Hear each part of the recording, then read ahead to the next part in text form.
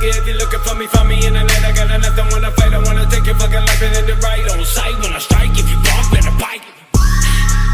Black out for the cops, pop a 6-shot block. Then I try to the rocks with me on blood clot. Red dot, body drop when I cock. Then I start no tune, no plot. Throw them off for the yacht and dock with the side of the skull. Alright, YouTube. So, in this video, I'm going to show you guys how to install Perun's new V2 hybrid Mosfet, Australian version.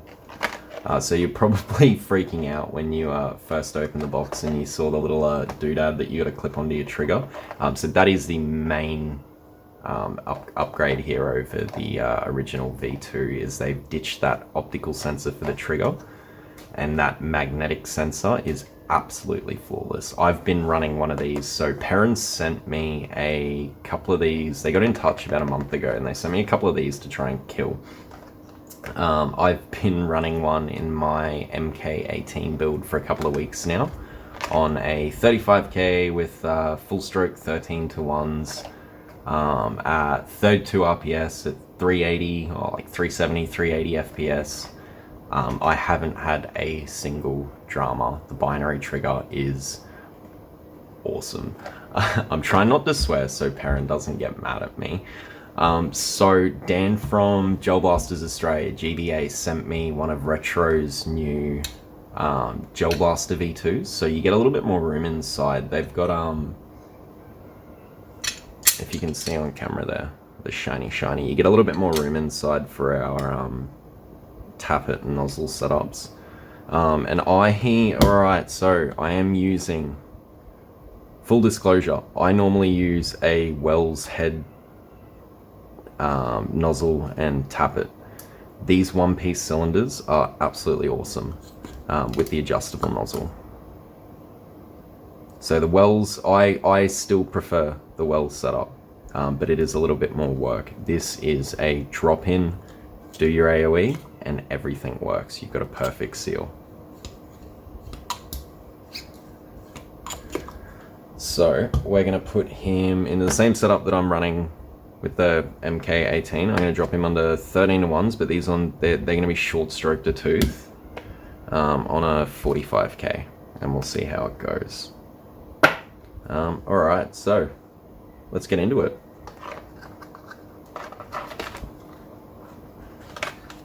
So yeah, you'll see in the box, your stickers, you don't actually get box light blocky stickers. You don't need them. And your tappet sticker is a little bit different, so they've changed around how they've changed the position of the optical sensors for the fire selector slightly, very, very slightly. So there's our little trigger doodad.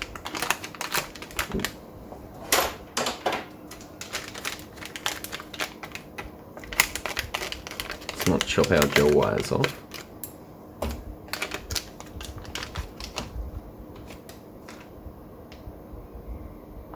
And here she is.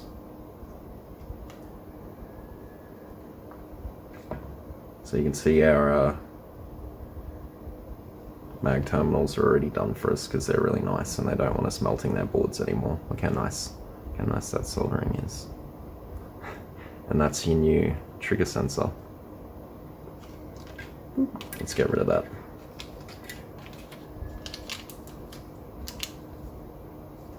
So the really cool thing about this, which we'll see once it's installed, is you actually get, it's pretty much the same programming. It took me a little bit to figure it out. It's pretty much the same programming modes as before with a slight difference, but you get a nice LED to color, or LED that changes color to tell you what mode you're in, so you don't have to remember.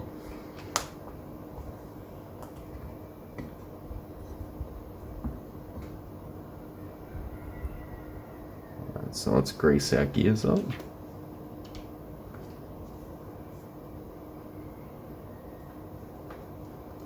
So my all-time favorite AEG gear grease is this dielectric grease you get off AliExpress. And an absolute minuscule covering. I don't know if I've done any AEG servicing videos before.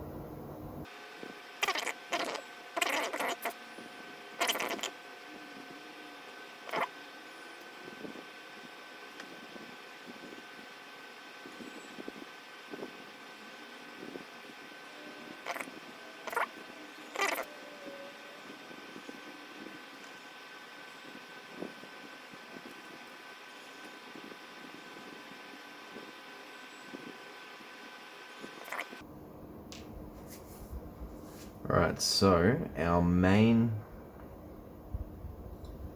concern with positioning here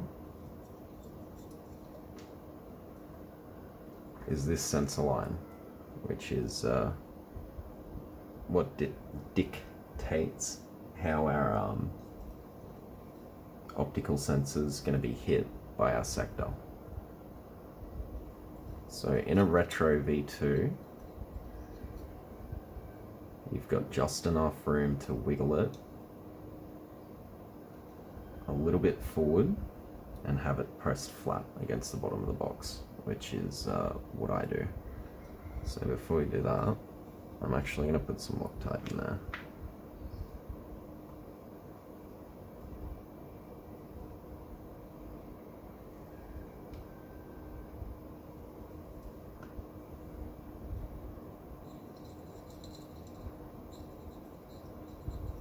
So because I don't like having it on the screw and having any around here, just because I'm a weird OCD person, please don't judge me.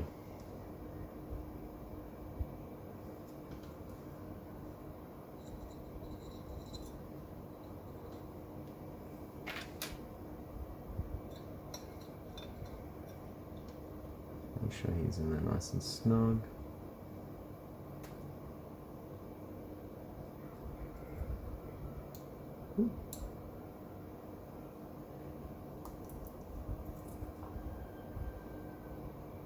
Incorrect. I need a 1.5 for that.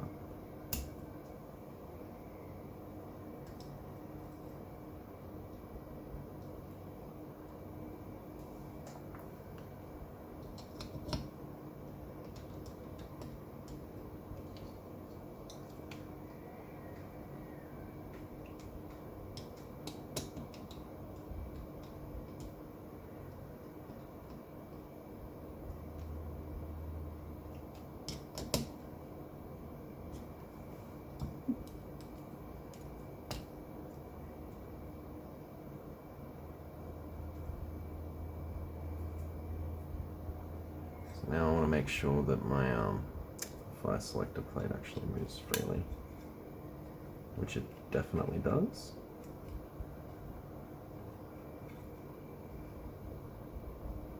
So he's almost ready. Now we can wire our box.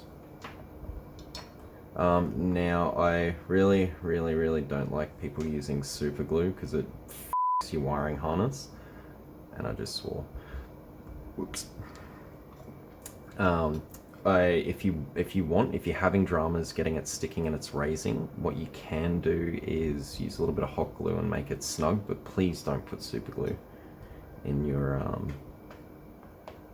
on your wiring. I don't care about using super glue for whatever random thing you want to use it for in your gearbox, but please don't mess your wiring harness up. They give you really nice wiring, and it's really expensive for me to get a roll of really nice, good wire. I hate rewiring these guys.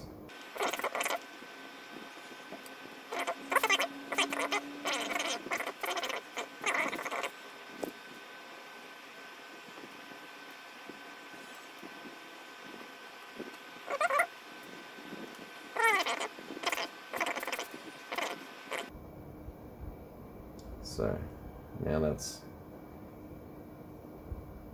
gonna behave. We can check that, yep, our sensor line is most definitely hit. I don't know if you guys can see that on camera. No shims left. And that is ready to install our gears and test with our motor.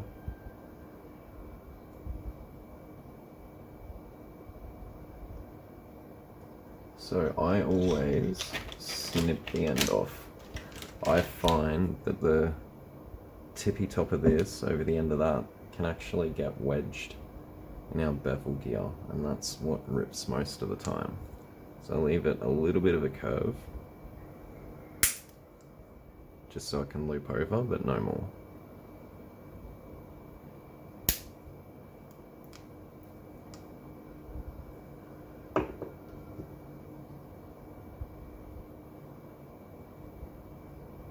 Ah, you stabbed me in the finger.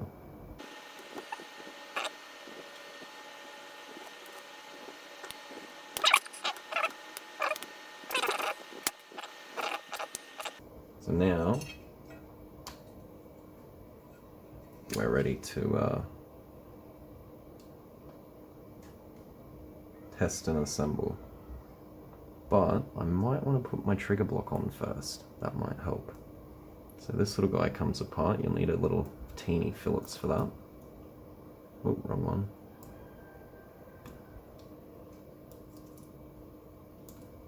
Come here, friend. So you can see our magnet on the other side.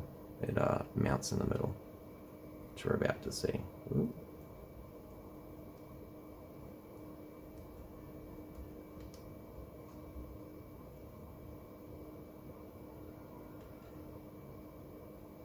You want to be really careful with this because it looks like a little SLR printed block or something. So I definitely wouldn't be over tightening screws in it.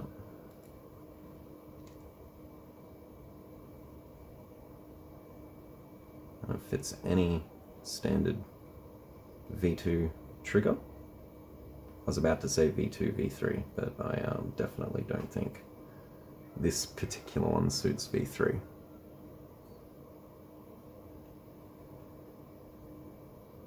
Oh.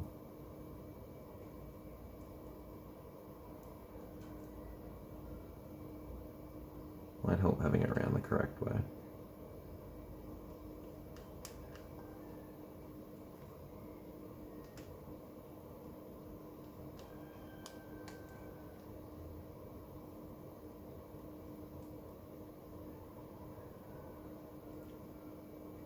Make sure there's no wobble. So this is, oh no, my trigger shim.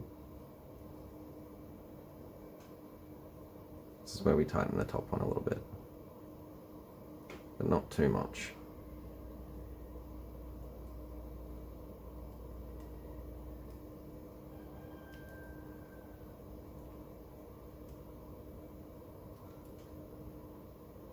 That's nice and solid. All right.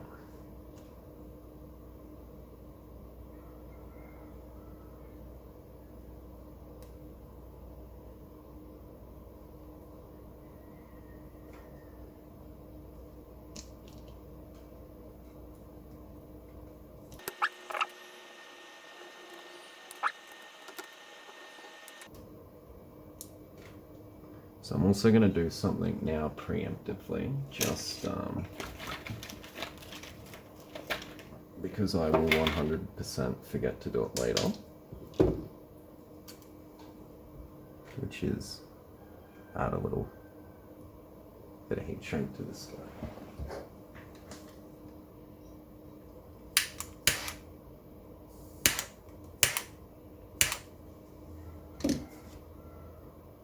Just so I know which one's which.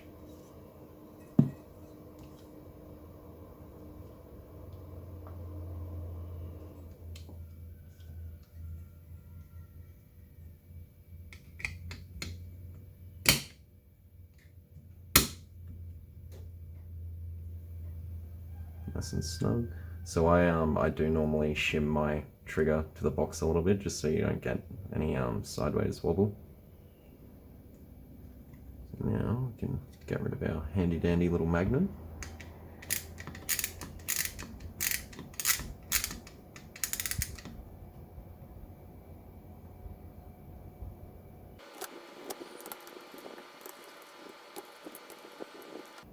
So there is actually a sensor check mode here. Now if we plug the battery in with no motor, it'll give us our Ah.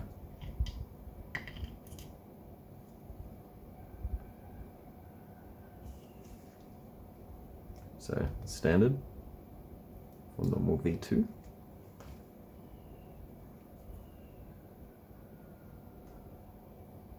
We want to line it up to the bottom of the tappet fire selector. So once I get a position that works on these, I actually do normally give them a dab of super glue around the edges just to make sure that they are never ever going to come off. But right now we might need to adjust this still, so we're not going to glue in. Oop.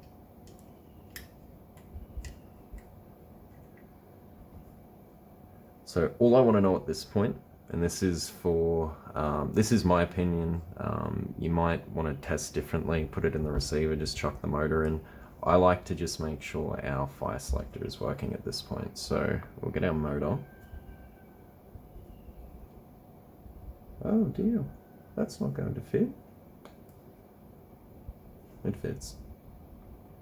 They stretch.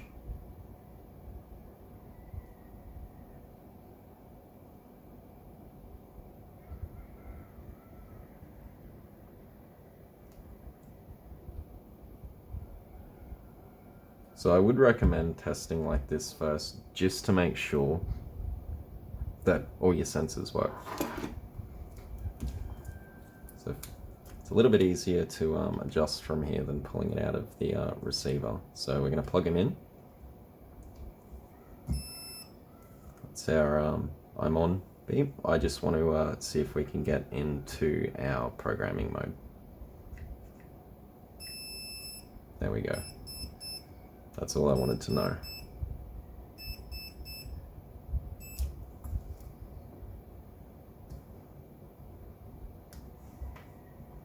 So now,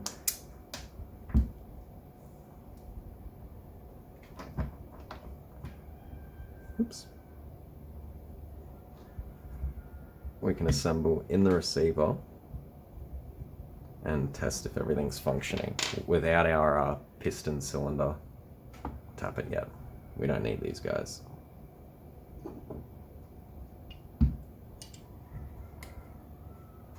And the other thing you'll notice is they have ditched the mainline fuse. So you don't have a big bulky fuse sitting in your buffer tube anymore.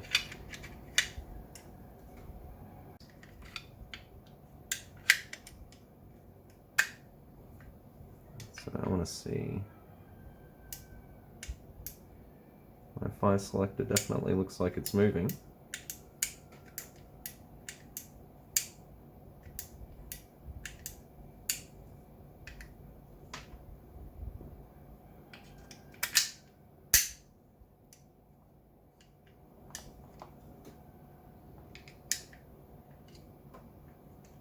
And the other thing you'll notice, if you look through the hole, is through your middle pin hole, you now get a semi-short stroke trigger. So you're going to pull this guy forward. I actually completely forgot about that to get him in.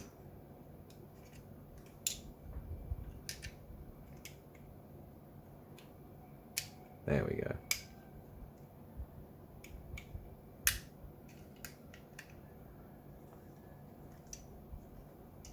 Make sure these aren't touching.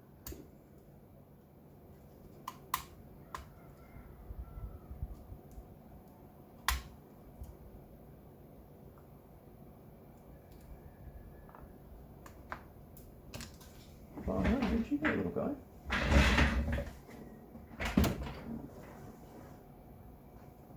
Well, we've lost a handle screw, unfortunately. A grip screw.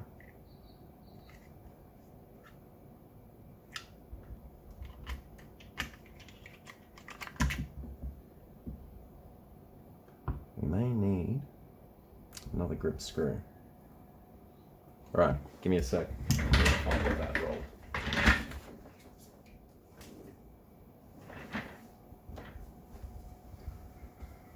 There you are.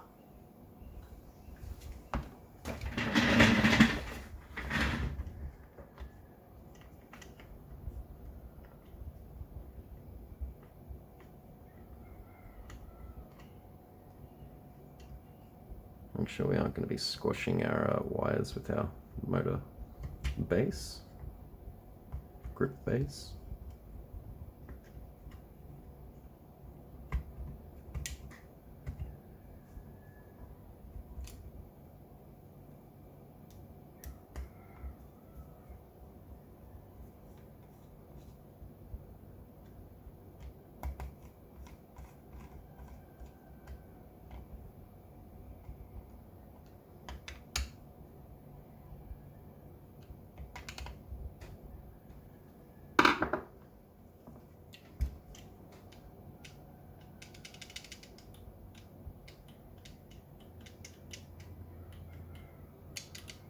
Sounds like a good mesh.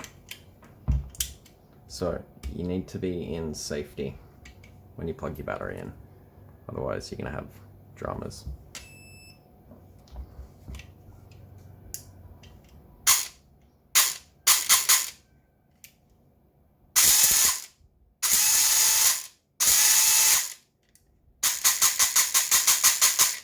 Alright, so stock settings, I think they have you on 3 or 4 active brake, no pre-cocking, and obviously no binary trigger. So we're going to change that now.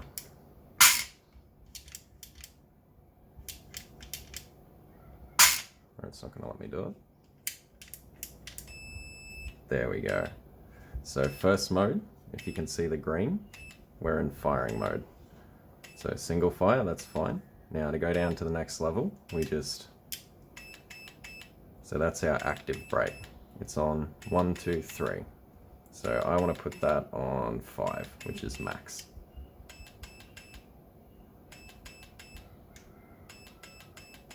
So now it's on 4. Hit the trigger again. 1, 2, 3, 4, 5. That's what I want. And we're going to save that. So now our our active brake is a little bit quicker. So now I want to turn on binary trigger. So we're in fire mode, single, active brake, pre-cocking, yellow, which I really don't like pre-cocking on high speed builds. It's not good. So now we're in binary trigger. No sound. Now we've got binary trigger.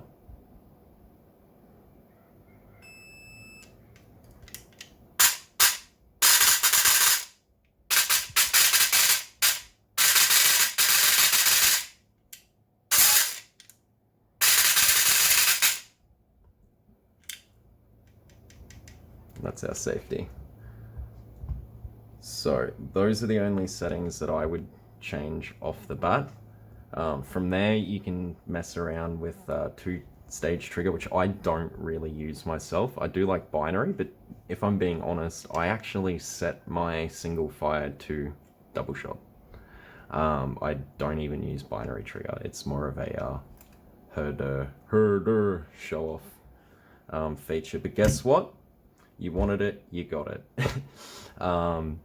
That's how we program it, and I think we're ready to test and see if this actually cycles properly. So let's give it a go.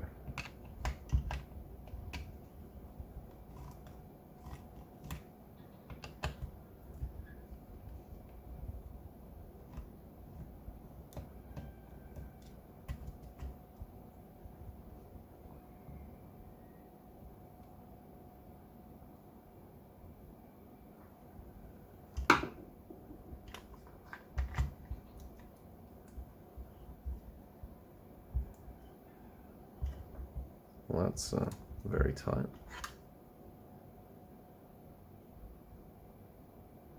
No wear on our... Whoa! That's very strong. Okay, we'll keep that magnet there, and we'll keep this motor hella away from that.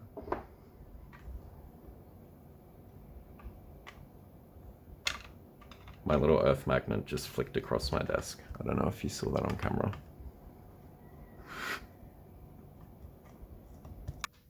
you should actually see what that bevel looks like after that. Make sure there's no wear.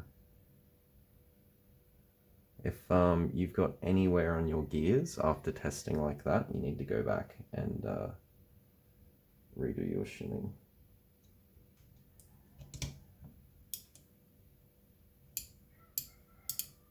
Make sure there's no teethy boys in the way. Or tappet pokers, tappet pullers. You're all good. Okay. We may want some grease on this boy, this bad boy.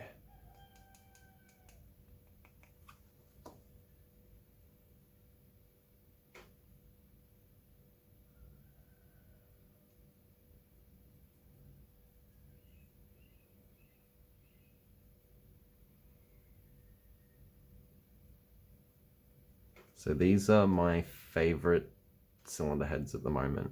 And I actually use the low Guido trick, and so stock they don't give you any sort of inward bevel to help pull air in backwards. So I use the Guido trick and give it a little bit of a lip to remove any vacuum when it comes back.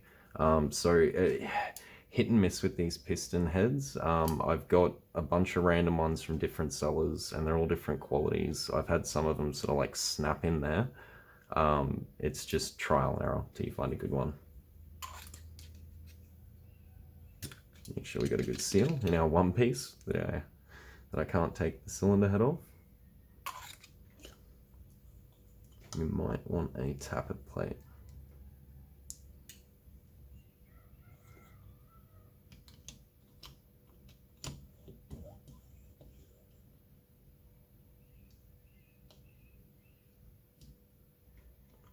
Okay, so I've got a brand new SHS V2 spring set that I only need the return spring out of. Pretty much in anything over 20 RPS, anything over stock, you know, you're chopping a couple coils off this.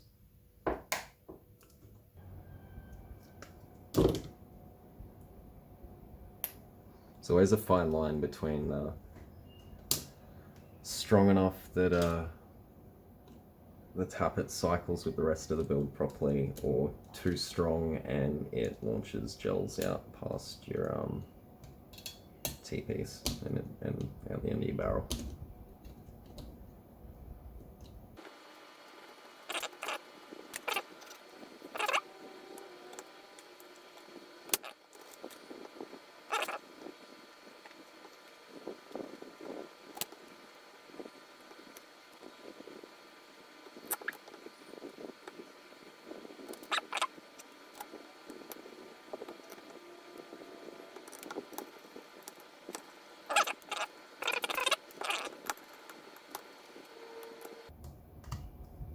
So personally, myself, I really like to let these things set overnight, let the Loctite set. So ideally I will do the build, tighten it up, let it sit, and then the next day it'll get its stress test. But for the sake of the video, we are most certainly going to be testing this bad boy.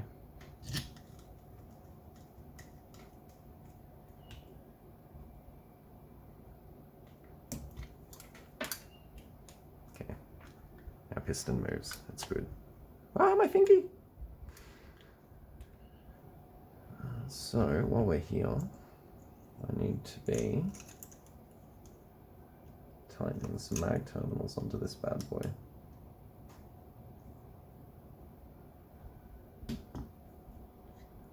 Okay, dokie. Nice and tight. That should be enough for the Loctite. So, I don't remember if I said it at the start of the video. So I've got an M145 and an M150. I want to try the M145 first. It's just that little teeny bit weaker, so that a little bit more RPS. If not, we'll go the M150, but we want to try the M145 first, or I want to try it first and see what happens. Now we can cut our mag terminals.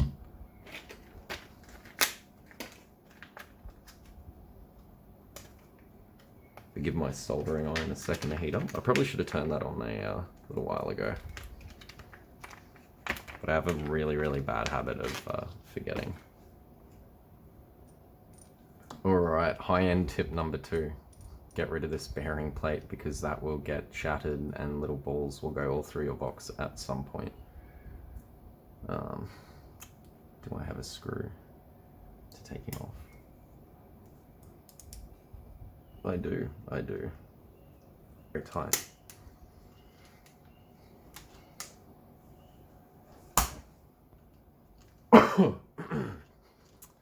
That was exceptionally tight.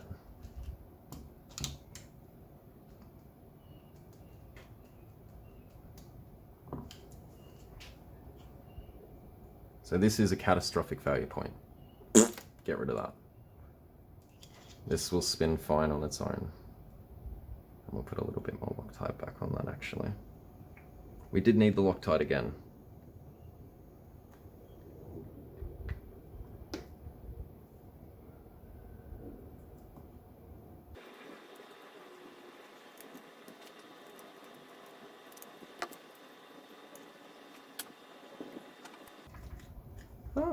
Can put our spring in.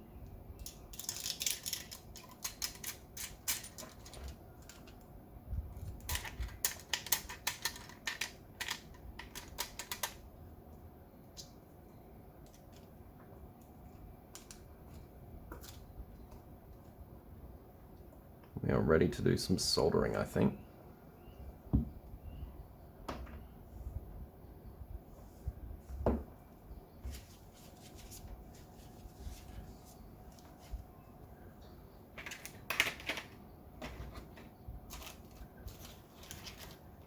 Of which I have no solder. Give me a sec.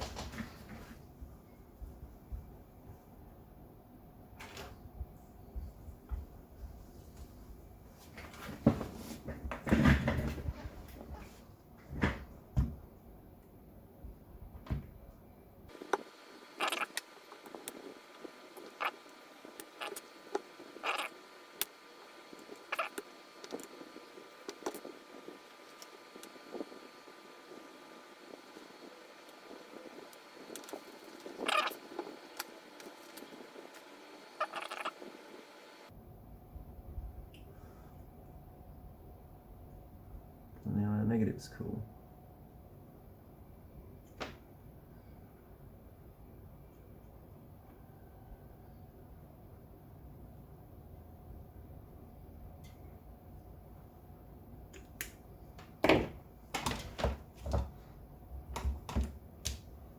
So my main concern with mag terminals is making sure there's nothing jutting out that can short on your receiver. So I think that is ready for assembly.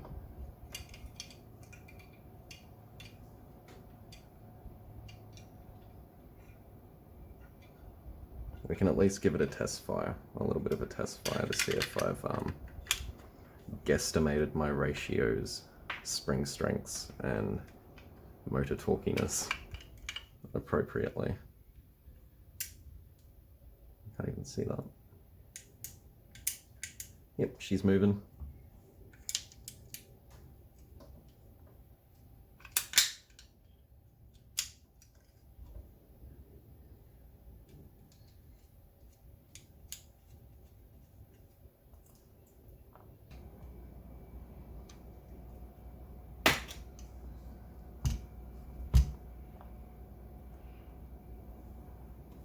Okay, let's see if we've got any issues.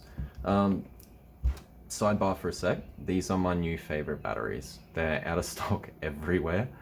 They're Australian made. I don't know what the cells are. They are noticeably higher ampage than the Turnigy equivalent.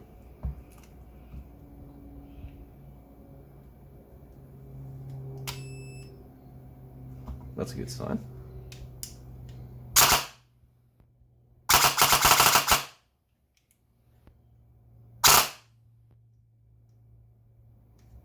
No, we've had an issue.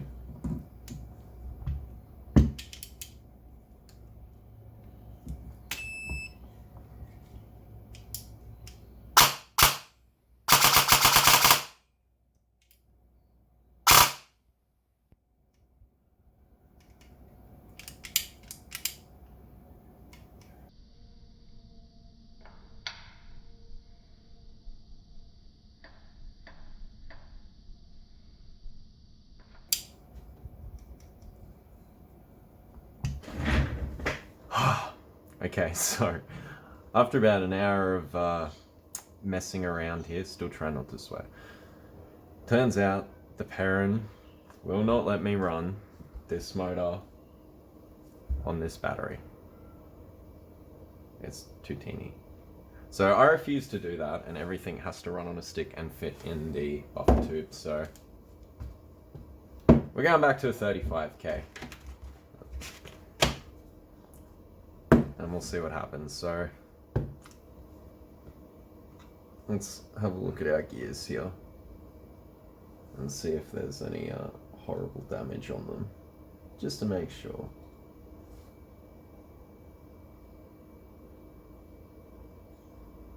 These looking A-okay.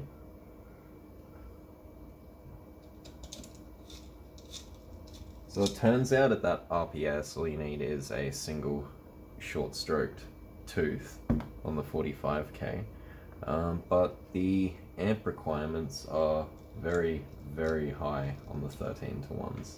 It does not like that at all. Bevel's looking schmick, and spur gear looks still intact.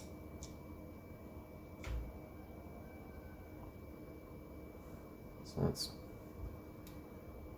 let's reassemble our gearbox. Actually, we didn't have a look at this one. He's all good as well.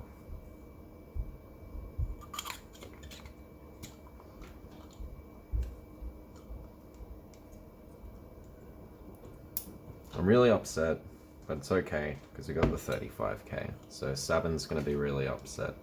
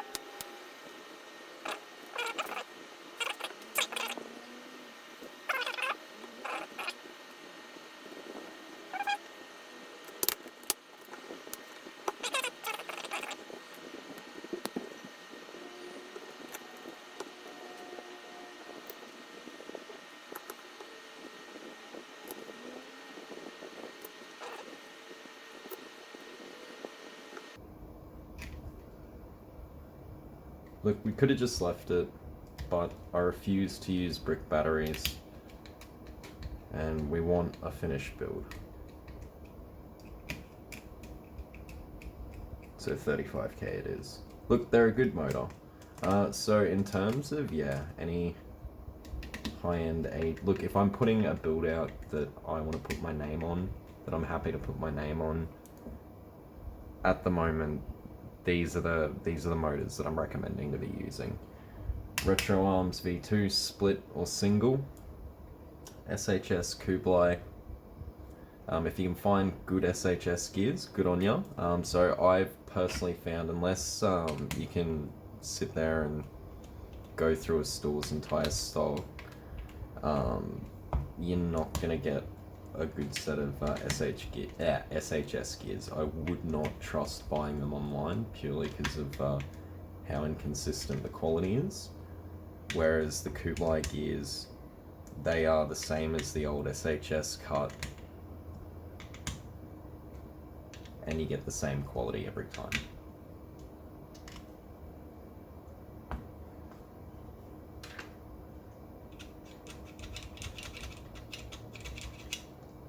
Okay, look at our springy boy.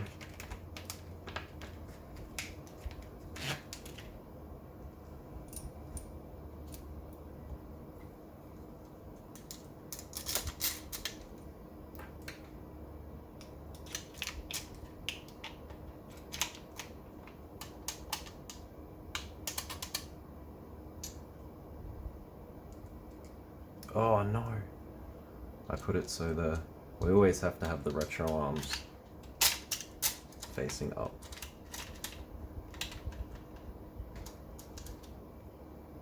Because we're professionals. Yeah. Okay, we definitely want to fire select a plate. So that's good. So before we do anything, I'm actually going to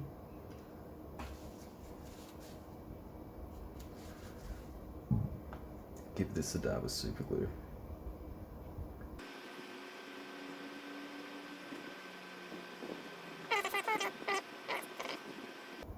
Please be really careful if you're gonna do that and don't smear it all over it. But you do get two spares. So you know what? Go nuts. Didn't have to adjust that at all, which is really cool. So both times that I've put these on, I haven't so the two that I've done of the hybrid, I haven't needed to adjust these. Whereas the original Perun, you'd find, or anyone who's installed a few would agree with me, you do sort of have to adjust it depending what system you're putting it into. Alright, are we happy with that? I think we are. Let's do an assembly and make sure my soldering iron's turned on.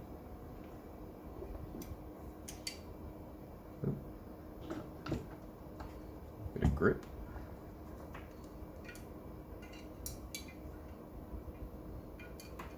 So what that was before was the electronic fuse cutting it off. And if you consult the manual here, the Perun thinks that is a gearbox jam, which I don't think it was. But you know what I'm going to do before I put that gearbox in? I'm going to tighten that little bad boy up, because I don't like how loosey-goosey that is. Can I pop this guy out?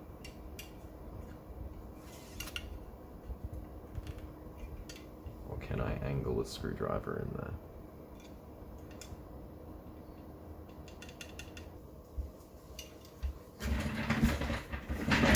there? Okay. That's a bit tighter.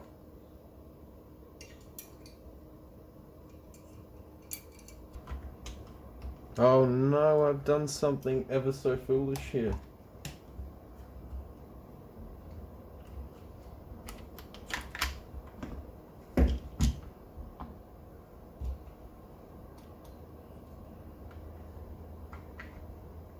No.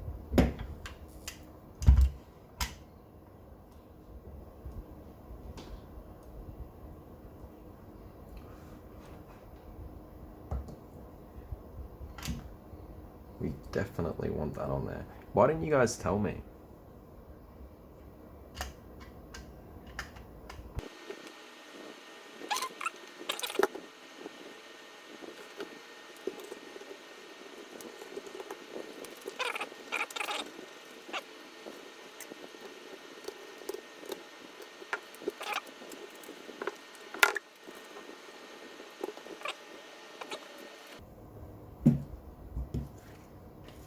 Okay, I reckon we're ready to give it a test.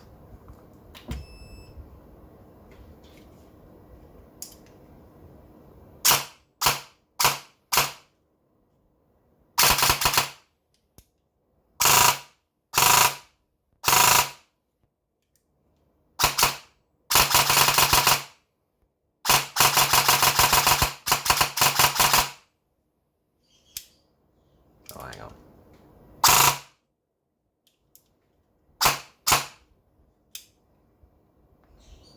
There you go, guys.